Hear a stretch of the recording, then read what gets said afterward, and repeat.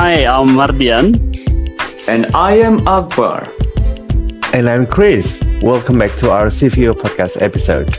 In this episode, the three of us will be talking about teaching on learning English as our second language. So sit back and relax. And we hope you will enjoy our talk.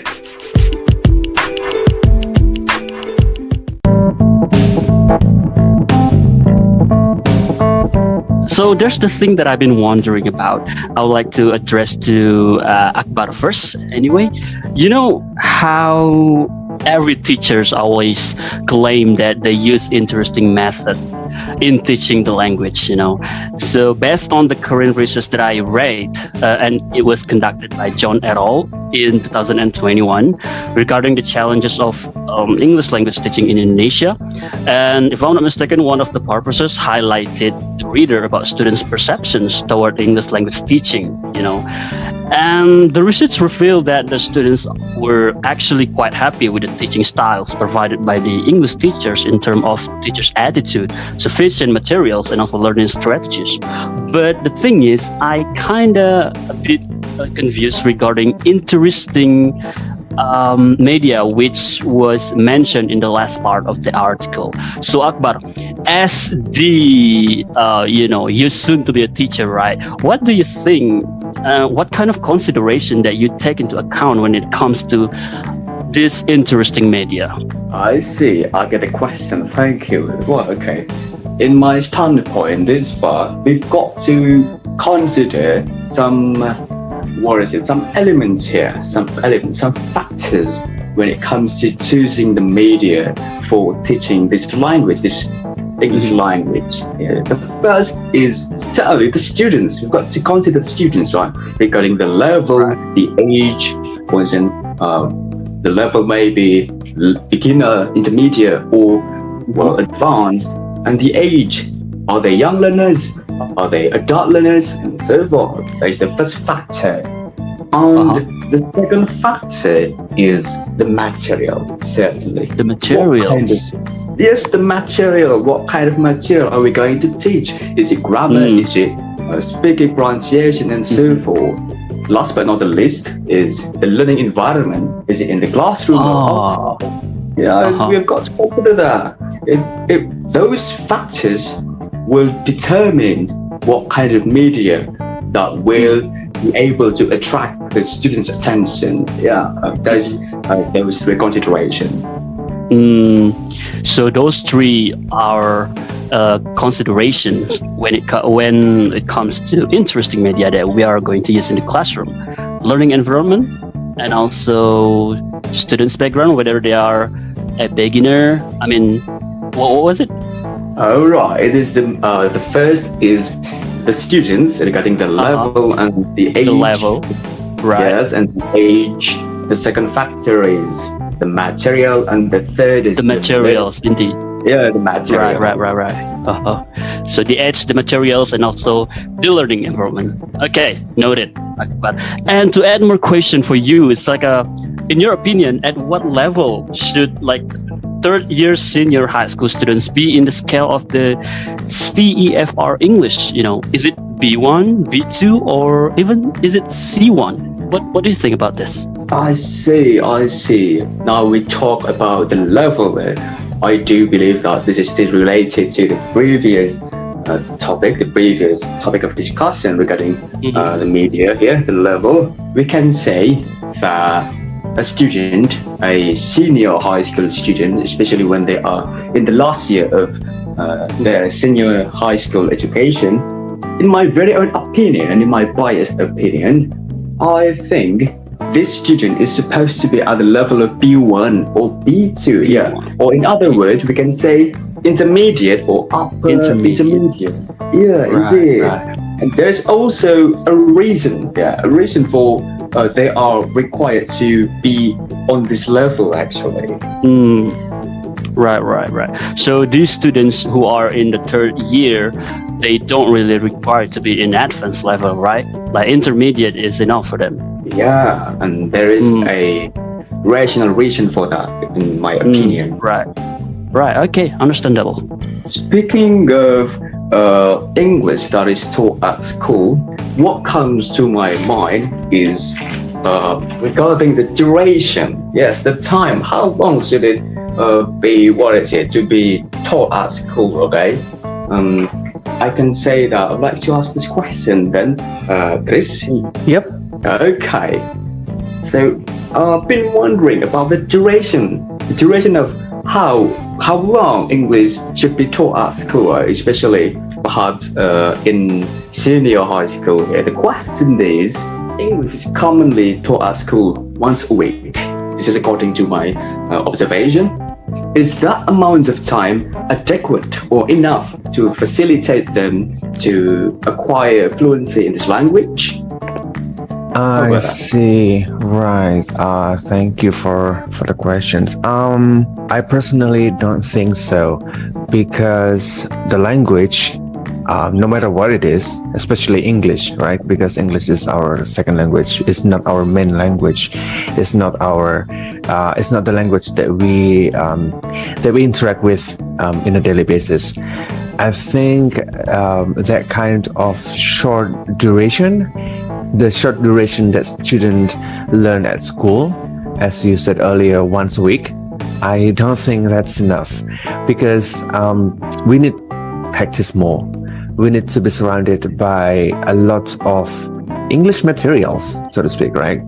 The reading materials, the listening materials, the speaking behavior, so to speak. So within that one time a week or once a week duration, I don't think students are exposed enough on those materials.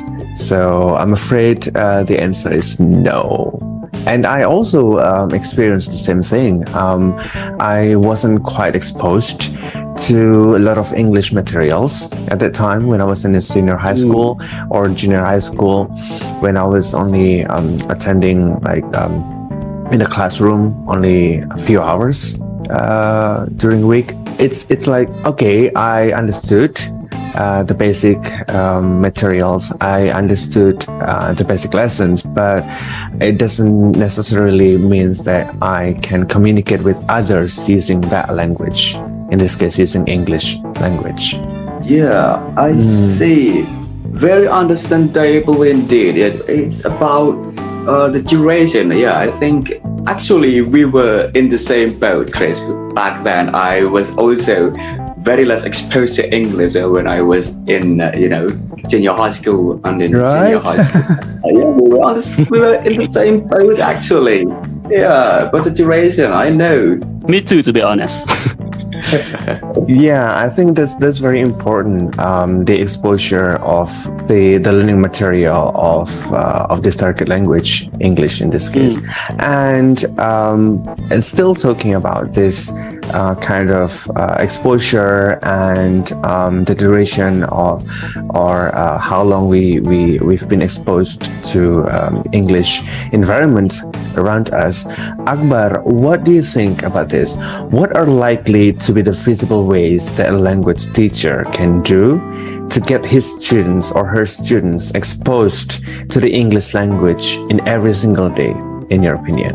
I see. So we're talking about what a language teacher, especially an English teacher, can do to make his students exposed to the English language. In my opinion, in my perspective, indeed, exposure is the most important initial step to fluency, to acquire fluency here. Yes, I understand the question here.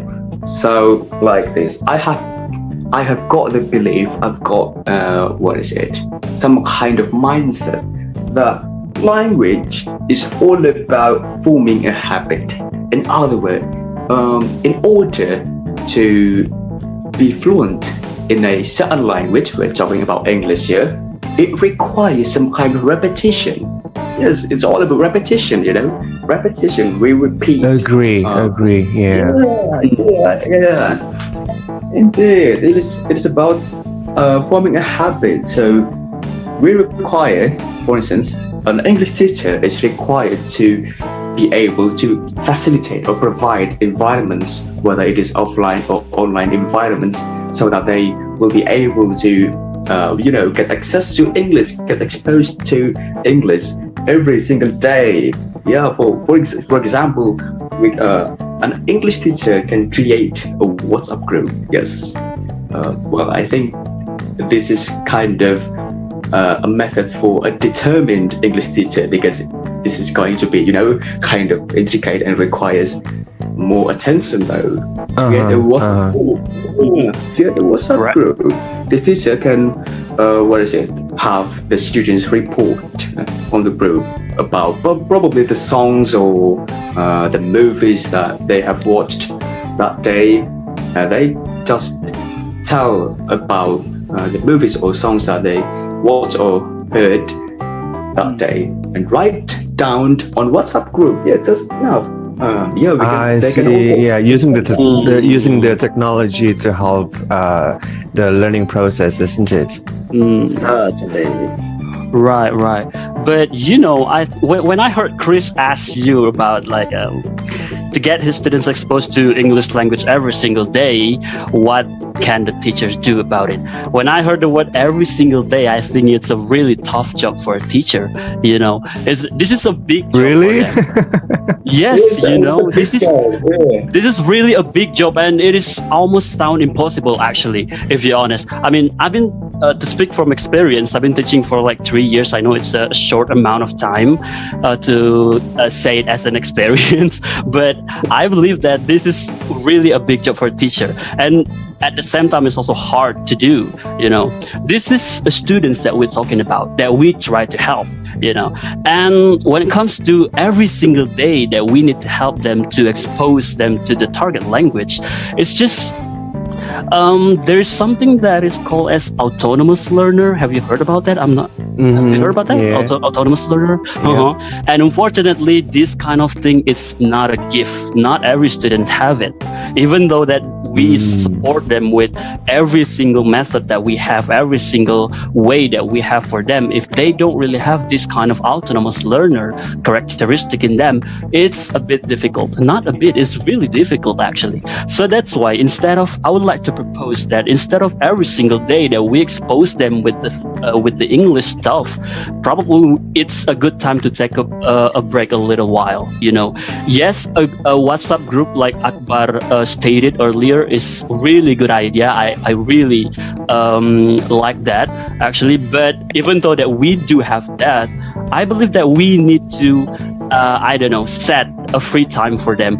They're students after all. It's not only English that they have to take care about. They have to learn, especially those who are in vocational high school.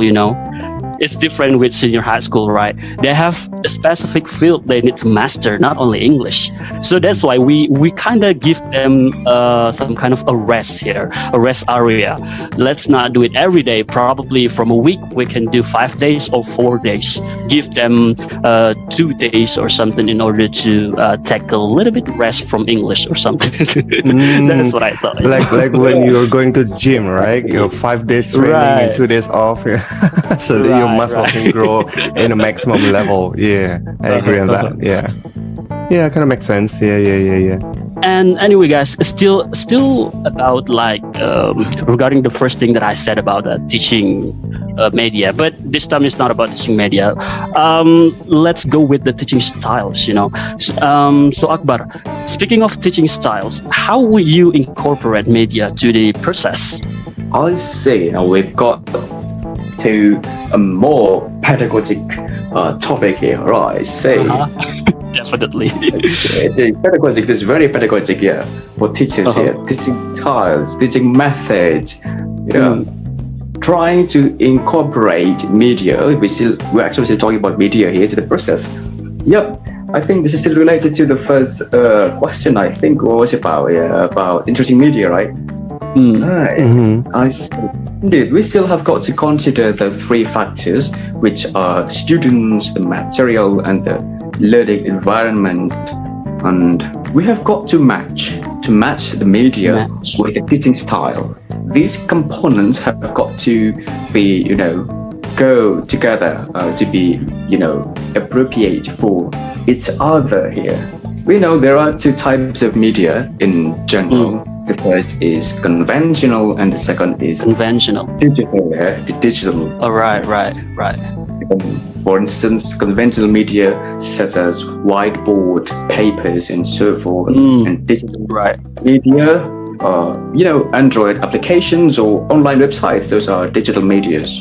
And in order to incorporate media to process, of course, first of all, we've got to consider the three factors. For instance, here I'm going to provide a real example here. Suppose a teacher is going to teach students of 11th grade of senior high school there. So we can say that most of these students are on the level of, adult learners because they have passed the golden age, the golden age of language acquisition. You have ever heard of that notion? Yeah. Right. If a student or if an individual is above 12 years old, it means that he has passed the golden age, which means he's no longer in the process of acquisition or acquiring a language. This person has become a language learner. Yes, learning a language consciously. Yeah, because it's beyond the golden age. So I am decades away from my golden age. Me too. We're all here. Indeed, yeah, we have passed the golden age. So, the 11th grade of senior high school. We can say perhaps make use of one certain common media, that is Kahoot. Have you ever heard of that? Kahoot, yes, definitely. Yeah, although they are in the grade of 11 senior high school, they are still teenagers. They're still trying to find excitement, right? To find something fun. So we can make use of Kahoot, for instance, in the learning process. I think that will spark the spirit. All right then, interesting. Okay, this is the next one. I hope that you both don't mind really give me your insight of about this one. And I've been wondering about this one too. Anyway, what ways seem to be efficacious to encourage EFLs who are way too shy to speak up in a large classroom? There are sometimes in the classroom there are some students who they actually can do it, but because of the confidence, or probably they're just simply shy or something, they don't really have a courage to go in front of the class or speak their language. What do you think about this? How do you handle this, Chris? Well, okay, this actually threw me back to the time when I was in junior high school, if I'm not mistaken. So I joined an English course, and one of my teachers, one of my beloved teacher, was a native speaker. She was American. She was very wise. She was, if I'm not mistaken, she was 70 years old-ish or something. 70 years old. Yes, 70 years old lady, very wise, very active, and all of us loved her so very much. So the way that she brought the light in the classroom is that for example, she spent about 10 or 15 minutes introducing new learning materials, like simple past tense, for example. Simple past tense is blah blah blah blah blah blah, and then instead of asking the students, or instead of asking us did we understand it or not, she pointed at one of us to repeat what she said, to repeat the material. And then we repeat what we understood, and we repeat what we heard from her. And then whenever one of us had a question, instead of she tried to answer that question first, she threw the question back to the class, like, who can answer this kind of questions, right? Like for example, when I had a question, hey miss, I don't really understand why do we need to use this and this in this formula. And she threw my question back to the class like, okay, who can answer Chris's question? Yeah, and that way everyone is getting involved. Everyone was getting involved, and everyone was very active, and it really brought up the light in the room. It really brought a very good mood in in the learning process because of this fun way. Yeah. Well, I don't know. I mean, for me it was fun, but some people may I don't know about the others. Right. Some people may have different ideas about that. Different people have different perspective, right? About Indeed, yeah. about fun. Right. Okay. Yeah. Yes. I think what made you feel was encouraged and what made you feel not shy was because the sense of togetherness, right? The sense of togetherness. It meant that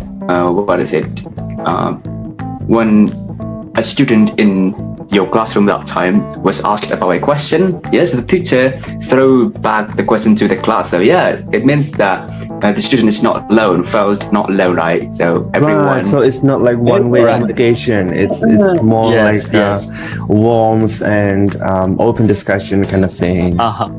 Definitely. Yeah. Right, and that was like one way of the thing that she applied in my classroom way back then, way back then, like decades way. Right.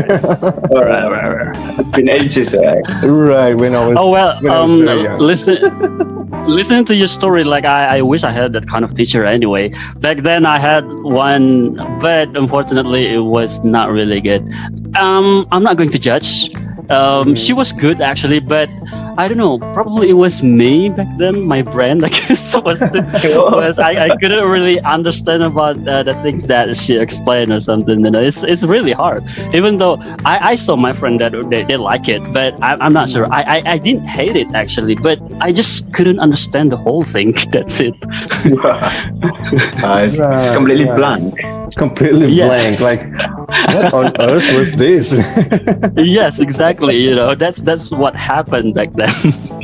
Yeah, and I really believe that the environment, the learning environment is very important for all the students and also the teacher actually to bring up the light, to bring up the good mood, and to explain all the subjects in a very clear way and in an open discussion and etc.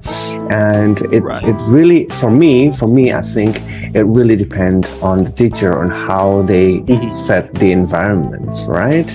And talking about the teacher, I'm just a little bit curious. Akbar, how do you think about this? How can an English language teacher do in the very first meeting of an English class consisting of students whose majors are not English? The first meeting, the very first meeting, do you mean the very first meeting? Yes. According to my experience this far, although I have not become a teacher yet, but I've got some experience, but some teaching practice. The first meeting is the fundamental meeting above all, because this is the first time a teacher shows up in front of his students. First impression, you know how important a first impression is, right? That is the most fundamental requirement, is to make a learning contract. Yes, to make a learning contract. And it depends on the students. Is it young learners or adult learners? Let's say adult learners, senior high school students in the grade of the second grade, 11th grade. I think the parents are better to present in the first meeting. Do you know why? It is because the parents know the plan about this English subject, the learning contract here. so that the students are encouraged not only at school but also at home. The parents know what they are supposed to do when their students or their children are at home. Yeah, that is the first is make a learning contract, and the second is about the first impression here, the teacher. Now it's about the teacher. The task of the teacher in the first meeting is to make the students interested, to get attention, to make them attracted to English. Yeah, perhaps using some viral movies like these guys probably, what is it, Doctor Strange or what? Yeah. Oh, okay. Okay, good idea. Keeping up with the world, yeah. Yes. They've got to be updated, certainly. Updated information, updated material will decrease the anxiety level of the student. According to Stephen Krashen here, the theory of affective filter, English is a foreign language, so especially for those who are first time meet or know this language, they will feel anxious. Oh, what's this language? I've never speak of this language before. Right. Yeah, we've got to make them attracted first with media, with movies, or even with accent. Hello, everybody. Right. Exactly. To reduce the alienation of that language in the class, right? The alienation. Good term. Alienation, yes, good term indeed. Great. So, Okay. what's this language? What's this person saying? An English teacher in the first meeting is not supposed to talk in English that much because that is it. It will result in the idea of alienation. Yeah. I think that's it. Yeah, Chris, that's it. Well, to add more information regarding these questions, I totally agree with Akbar this time. It's just the thing is, in order to make ourselves as a teacher sure about what kind of people that we are facing in the classroom, it's the right. I believe it's always a good plan or a good thing to do, to administer some kind of questionnaires. In this case, we can find out what kind of learning style that they prefer, what kind of media that they prefer in order to learn the language, because this is English that we're talking about. This is difficult. This is even though that we told them this is not difficult, come on, this is fun or something, but the reality speaks differently, and with all the subject pressure at the school, I think it's a really good idea to administer the questionnaire in order to find out more about their personality. The question can be like, are you enjoying more like learning English through this or that? And after that, we can execute the plan like Akbar said. Keeping up with the technology or even with the latest movies that they enjoy right now. That's the idea. Yeah. But first time we really need to make sure first, do they enjoy this? What kind of things that can bring their mood up during the learning process or something? But if we only speak from our perspective, I believe that it will we miss at certain points. We thought that they are like this, but unfortunately they are like that. So that's why, in order to make expectation versus reality. Yes, exactly. That's why I was saying that we really need to administer some kind of questionnaires first, just to make ourselves as a teacher sure about things in the classroom, like what's going on, what am I facing in the classroom. That's the thing. Completely interesting. Yeah, indeed. Yes, I see. A teacher is supposed to know the students because it will affect the methods. What is it? The teaching and learning techniques and so forth. Yeah, indeed. We can. Yeah, there are probably two methods in order to know their perceptions in the first time. Perhaps one of them is what Adrian has explained through a questionnaire, and the second, I think we can also do some observation. Yeah, we can see. Yes, exactly. Expansion, right? Like a direct observations, right? Direct observation, certainly. Perhaps there's a student looking at the teacher with, slack jawed. Goodness. What is this? An alien? Yeah, completely agree. Yeah, agree indeed.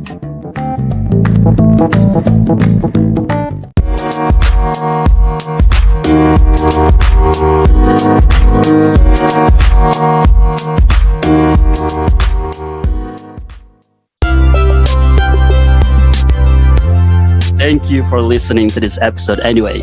We hope you enjoy our discussion tonight. And see you in our next Sefeo podcast episode.